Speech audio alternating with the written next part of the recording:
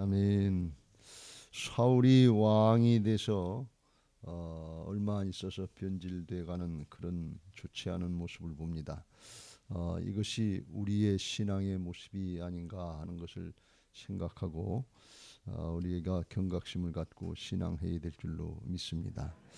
하나님을 경외하는 신앙을 하지 못하고 자기 판단에 따라서 이렇게 저렇게 하려고 하면서 그것도 잘못된 줄도 깨닫지 못하고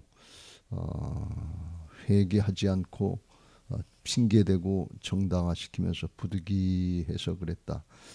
이렇게 핑계를 대고 회개를 하지 않는 모습을 우리가 여기서 살펴보는데 이게 우리의 아주 전형적인 우리들의 신앙의 모습이 아닌가 하는 생각을 합니다.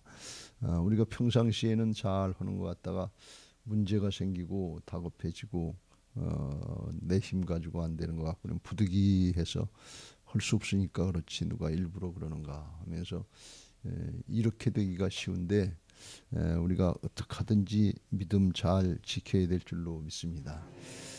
이게 우리가 신앙하면서 이게 얼마나 중요한가 하는 것을 깨닫고 그야말로 죽더라도 믿음 지킨다 하는 이 정신 가지고 신앙을 해야지 그렇지 않으면 결정적인 순간에 그냥 핑계대고 슬쩍 넘어가기 쉬워요. 이게 우리의 육신의 한계예요.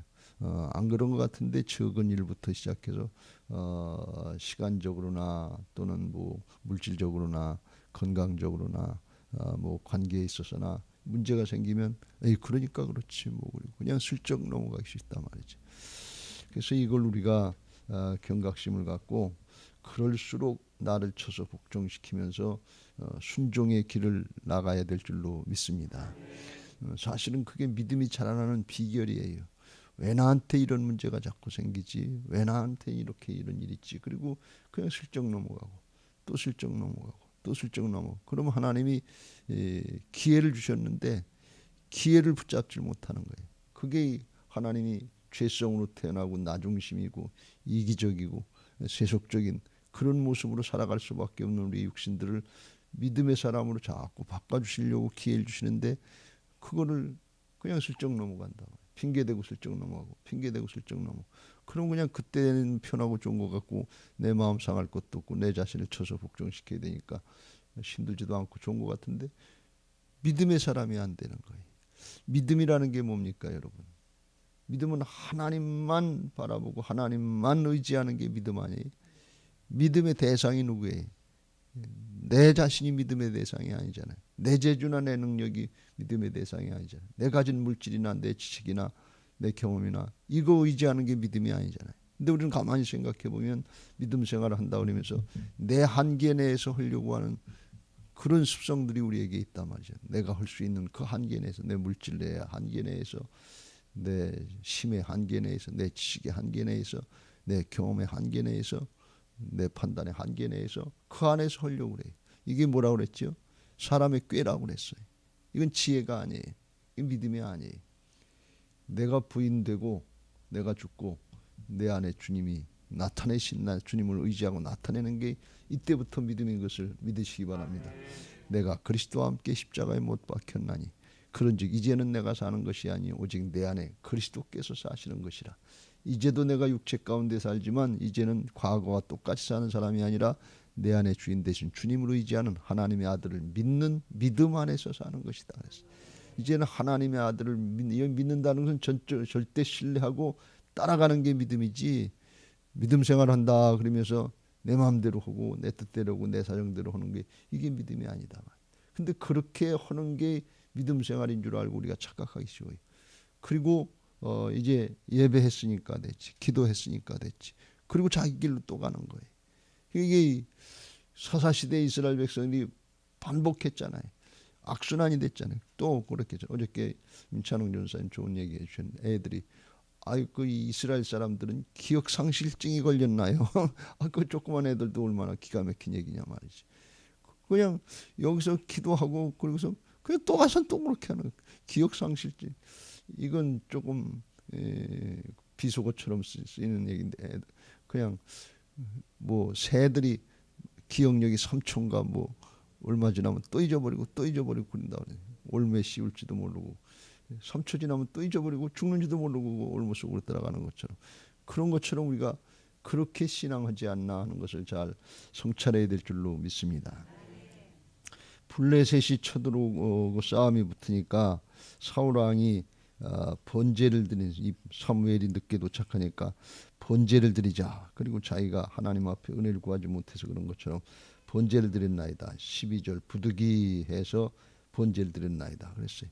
이 번제를 드린 것은 아마 사무엘상 7장에 보면 거기서 블레셋 쳐들어올 때 사무엘 선지자가 온전한 제사를 번제를 드리고 막 쳐들어오는데 제물이 다 탈 때까지, 그때까지 기다렸단 말이지. 온전한 제물에다가 끝까지 하나님 앞에 다 태워서 드리는 제물이니까.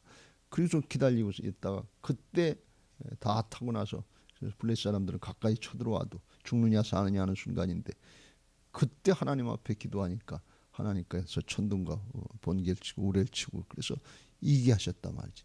그러니까 아마 사울이나 그 이스라엘 백성들이 미스바 성에서 경험했던 그게 있으니까 자기도 그렇게 하면 그렇게 될 줄 알고 형식만 따른 거예요. 근데 내용은 없는 거예요. 왜 내용이 뭐가 다르냐? 미스바 성에서는 회개와 회복인 것을 믿으시 바랍니다. 회개가 있었어요. 전심으로 하나님께 돌이키려고 하는, 목숨 걸고 블레셋 사람이 가까이 와도 그래도 끝까지 번제물 다 탈 때까지 믿음 지켰단 말이에요. 왜요? 하나님을 의지한 거니까. 이게 죽더라도 믿음 지키다는 소리. 이게 진짜 복인 것을 믿으시 바랍니다. 여러분 죽더라도 믿음 지키다 죽으면 순교예요. 이게 최고의 하나님 나라 축복인 것을 믿으시 바랍니다. 근데 그 하나님이 그렇게 좋은 기회를 주시는 건데 그렇게 우리가 그걸 못 감당하고 이렇게 대충 어느 정도 하다가 안 되면 자기 방법으로 또 아주 빠져버린단 말이에요. 회개가 빠진 거예요. 하나님께 중심을 돌이키지는 않고 형식만 하면 자기한테도 그렇게 될 줄 알고 그러는데 순종이 안 되는 거예요. 하나님이 왕권을 맡겨주셨지만 하나님 앞에 제사하고 하나님의 말씀을 가르치고 하는 거, 이건 제사장이나 선지자에게, 주의 종들에게 맡겨진 건데 그것도 자기가 급하니까 하겠다는 거예요. 그거는 월권 행위예요. 하나님이 허락하신 게 아니에요. 하나님 앞에 나중에 15장에 가면 또 그런 얘기가 나오는 말씀이 나옵니다만 순종이 제사보다 낫다 하는 말씀이 그래서 나오는 거예요. 우리가 하나님 앞에 예배하고 기도해야 되는데 내용이 있어야 되는데, 믿음의 내용이 있어야 되는데 믿음의 내용의 궁극적인 모습은 하나님 사랑인데 하나님 사랑은 순종인 것을 믿으시 바랍니다. 순종하면서 예배하고 순종하면서 기도하고 순종부터 하고 기도하고 그러면 하나님이 응답 안 해달라고 그래도 저절로 하나님 응답해 주시는 그런 분이신 것을, 좋으신 하나님이신 것을 믿으시 바랍니다. 응답의 최고의 비결은 뭔가 하면 그의 뜻대로 기도하면 하나님이 들으심이라 그랬어요.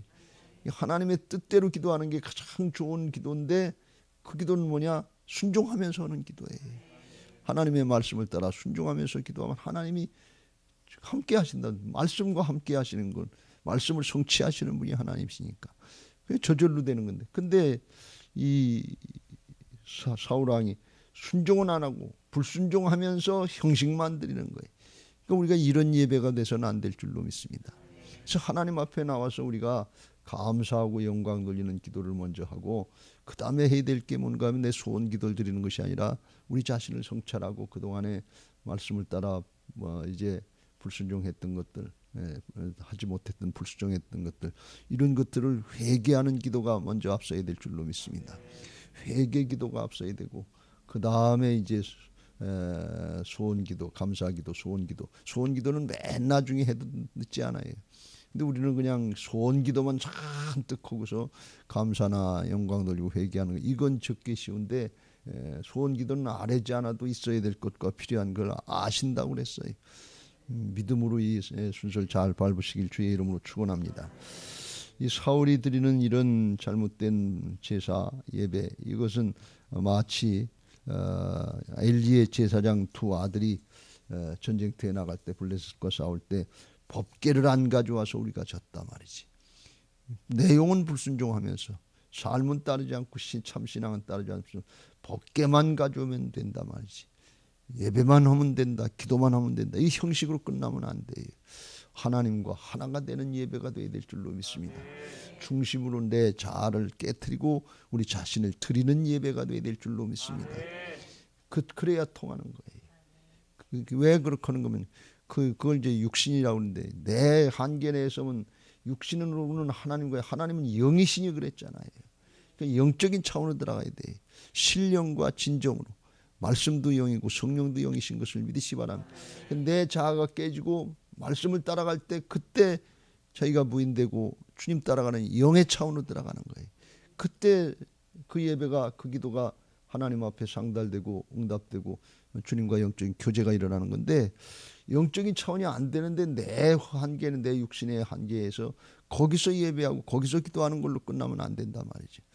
그래서 우리 자신들을 부인하고 순종하는 이런 예배, 이런 신앙이 되어야 될 줄로 믿습니다. 사도 바울의 표현을 이야기하면 나는 날마다 죽노라 하는 표현이 그런 표현이고, 또 끝까지 우리가 그걸 잘해야 되니까 내가 선한 싸움 싸우고 달려갈 길 마치고 믿음을 지켰다. 언제까지? 멸류관 받을 때까지. 그거 사도 바울의 고백처럼 나한테만 허락하신 것이 아니라 모든 사람에게도 동일하게 그걸 허락하신 줄로 믿습니다. 하나님 앞에 주신 기회를 잘 선용하는데 먼저 믿음 지키시길 주의 이름으로 축원합니다. 하나님이 믿음 지키시기에 우리에게 기회를 주시는 것이, 그게 고난이요 연단의 과정이다 그랬어요. 그렇지 않으면 우리 자아를 깨트리려고 하는 생각을 하지 않아요. 내가 잘 나갈 때, 성공할 때, 형통할 때, 그때 내가 잘해서 그런 줄 알고 자기의 일을 주장하기 쉽고 자기 자랑하기 쉽고 남이 알아주게 안 알아준다고 그런 얘기하기 쉬워요. 그런데 그게 믿음이 아니에요. 그렇게 하면 믿음으로 들어가지 못한다 말이에요. 육신의 자아가 깨지려면 어렵고 힘들고 고통스럽고 내 힘과 재주와 능력 가지고는 도무지 감당할 수 없고, 지금까지 믿음 생활 뭐 했는가 어떻게 했는가 이게 힘이 하나도 안 되는 것 같고 그냥 두 손 두 발 다 들어야 되는 것 같은 그런 순간이 하나님께서 우리에게 믿음 주시려고 하시는 순간인 것을 믿으시기 바랍니다. 왜? 그렇지 않으면 내 자아가 깨지질 않아요. 그렇지 않으면 내 자아를 포기하지 않는다 말이지. 그때가 하나님이 우리를 바꿔주시려고 하는 때. 오늘 여기 본문에 보면 19절 이후에 이스라엘은 철공이 없었다고 그랬어요. 그러니까 칼이나 창이나 이런 걸 못 만드는 거예요. 블레 사람들이 일부러 그렇게 만드는 거예요. 칼과 창 만들어가지고 자기들 대적할까 봐서. 그러니까 삽이나 괭이 이런 거 농기구 정도 하는 만드는 정도를 허락하고, 그걸 이제 자기들이 또 만들어서 팔았겠죠. 그거 무뎌지면 그거 별로 이제 날 세우려고 20절에 보면 블레셋을 찾아가야 됐다 그랬어요. 그러니까 22절에 싸운 날에 사울과 요나단에게만 칼과 창이 있고, 그리고 나머지 사람들에게는 칼과 창이 없는 거예요. 무기가 없는 거예요. 그러니까 곡괭이 들고 뭐 삽 들고 뭐 몽둥이 들고 돌 가지고 싸우고 그러는 거예요.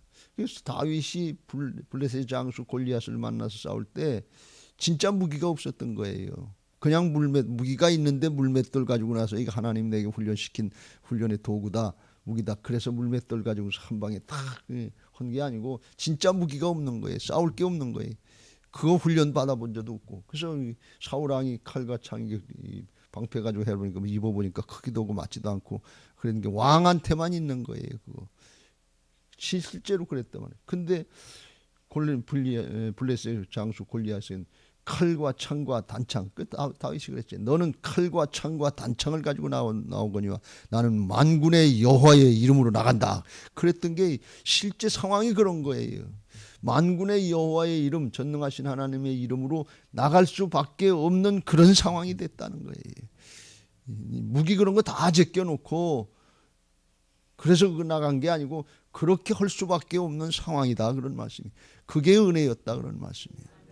그렇게밖에 할 수 없는 거예요. 지금 이스라엘 백성들은 이 상태가 칼과 창과 단창이 없어요. 무기가 없어요.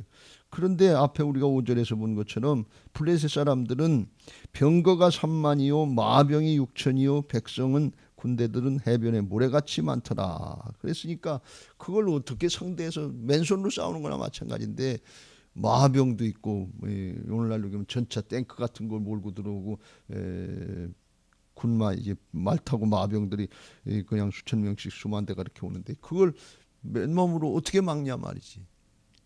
그걸 막을 수가 없는 거예요. 그러니까 이 상황이 어떤 상황이에요? 하나님만 의지할 수밖에 없는 상황이다. 요게 하나님의 은혜다 그런 말씀이에요. 왜? 이스라엘을 하나님이 그때 지켜주시는 거예요. 그러니까 그 상황이 되고 그게 인간적으로 육신적으로 보면 이건 죽을 수밖에 없는 상황이에요. 꼭 죽었다 하는 상황이에요. 바울이 고백한 것처럼 사형 선고를 받고 죽을 수밖에 없는 상황. 그때 왜 그렇게 하셨느냐? 하나님만 의지하게 하기 위함이다. 요거를 잘 깨닫고 하나님이 주신 기회를 선용하시길 주의 이름으로 축원합니다.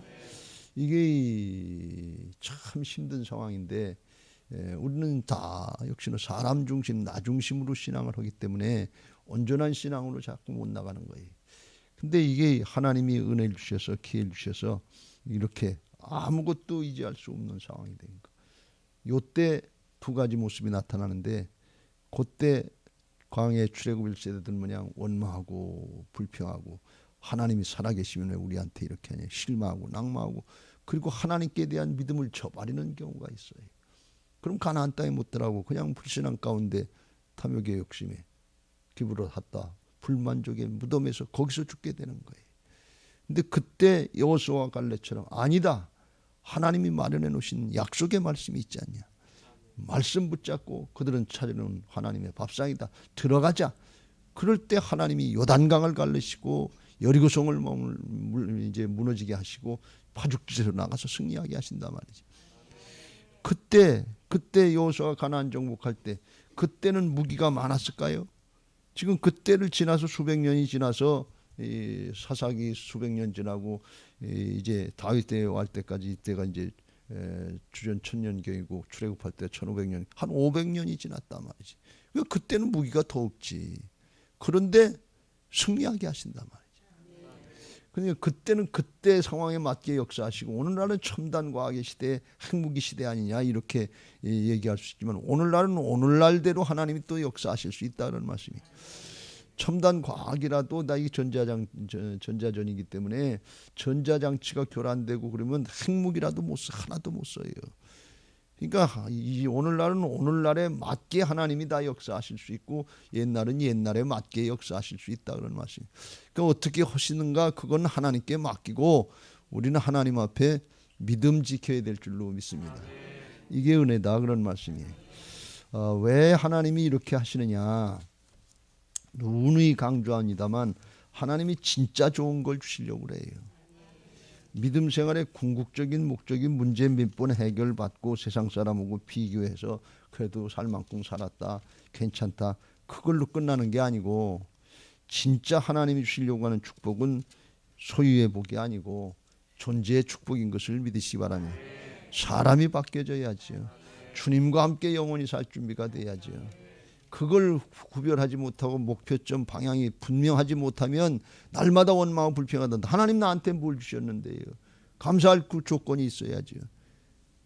왜 안 되냐? 중심이 안 바뀌었기 때문에 그래요. 중심이 바뀌면 아무것도 없어도 무화과 나무에 열매가 없고 감람나무에 소출이 없고 밭에 식물이 없고 그냥 외양간에 소가 없고 우리의 양이 없어도 하나님만 가지고서도 감사하고 기뻐하고 즐거워할 수 있다. 왜? 믿음이 있으니까. 이게 존재 변화인 것을 믿으시기 바랍니다. 하나님이 내가 너와 함께함이라 두려워하지 말라 이걸 성경에 365번이나 했다고 말씀하시는데 얼마나 강조를 하신 거예요. 나만 있으면 되지 않냐. 아기한테 엄마만 있으면 되지.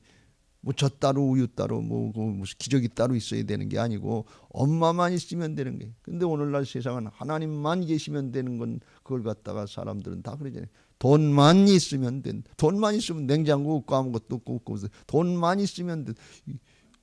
그래서 하나님과 재물과 겸해서 섬기지 말라는 게. 하나님이 돈으로 대체돼 버리고 말았어요.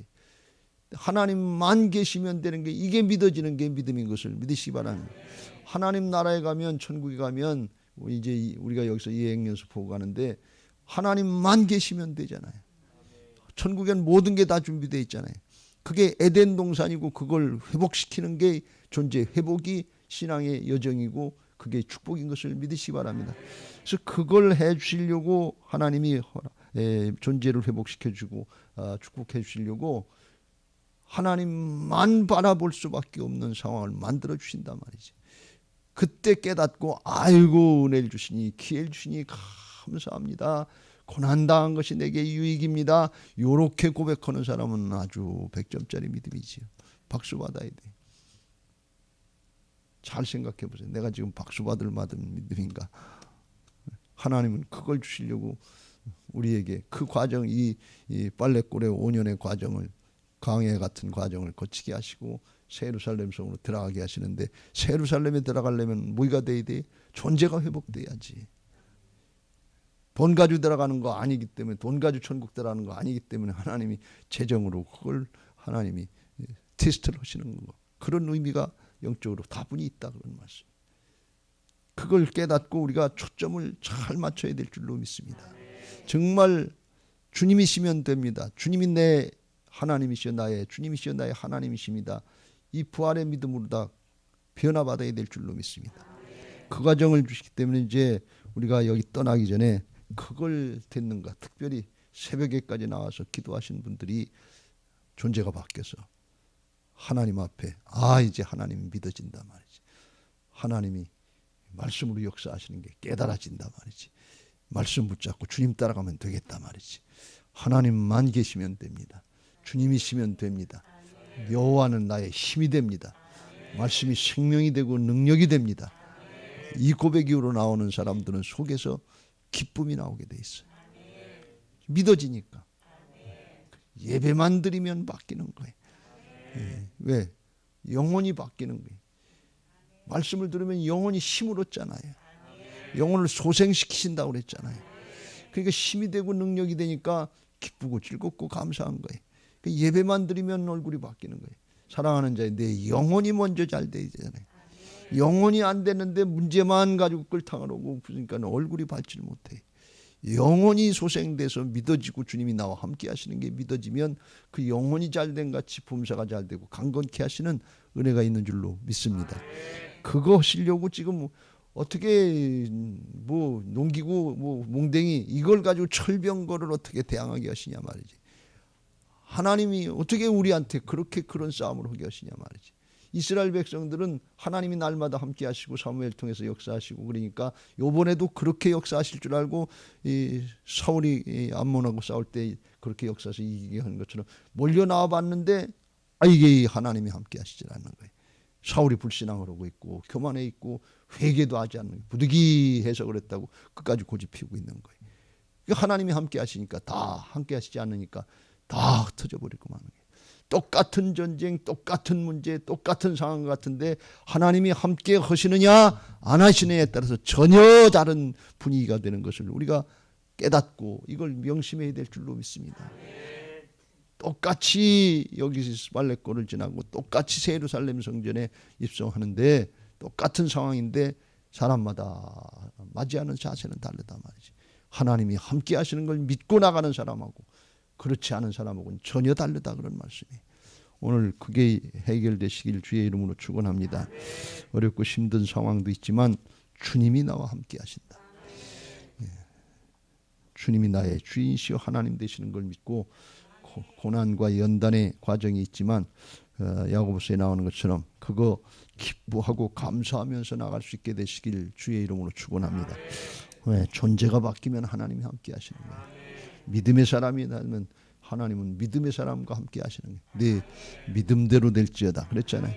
그래서 내 형제들아 너희가 여러 가지 시험을 당하거든 온전히 기쁘게 여기라. 뛸 듯이 기쁘게 여기라는 거예요. 이는 너희 믿음의 시련이 인내를 만들어내는 줄 너희가 알미라. 인내를 온전히 이루라. 이는 너희로 온전하고 구비하여 조금도 부족함이 없게 하려 함이라. 우리에게는 하나님이 더 하시면 실망할까 봐서 4년 6개월 정도만 하나님이 기회를 주시고 여기까지만 인내하게 하나님이 기회를 주셨어요. 아마 더 기회를 주셨으면 더 크게 될 수 있기도 하지만 이게 못 따라올까 봐서 여기까지 허락하신 것 같아요. 믿음의 시련이 있을 때 이때 끝까지 주님 바라보면서 말씀 붙잡고 믿음으로 나가는 게 이게 믿음의 인내인 것을 믿으시기 바랍니다. 세월만 지난 게 인내가 아니에요. 믿음 지키고 그걸 견뎌내는 게 이게 인내인 것을 믿으시기 바랍니다. 그러면 조금도 부족함이 없게 하는데 온전하게 구비시킨다. 누구? 우리 자신을. 우리의 성품을 바꿔주시고 존재를 바꿔주셔서 믿음의 사람이 되게 하셔서 하나님이 새 예루살렘 성전에 이루실 믿음의 역사에 쓰임받게 하실 줄로 믿습니다. 여러분 모두에게 우리 교회 이 은혜가 있게 되시기를 주님의 이름으로 축원합니다. 할렐루야. 이제 받은 말씀 기억하시고 544장 찬송하시고 기도할 때